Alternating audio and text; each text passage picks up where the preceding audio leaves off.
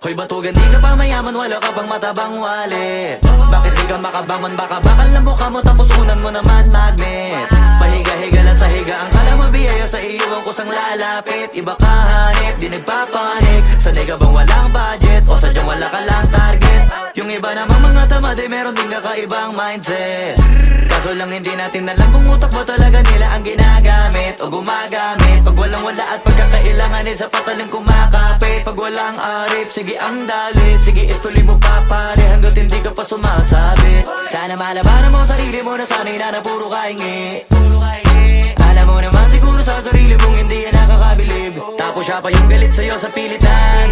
Yun naman ang di ko maintindihan. Tipong imposible hindi mo din kainisan. Kahit pa ulit-ulit mo pasigihan, mali ka na kahit na isang beses mo lang hindian. Sa mga naririnig mo sana nakatuto ka para matuto ka ng sira ulo ka. Ang sakit mo nasa ulo kasi baka yung sakit mo nga ay nasa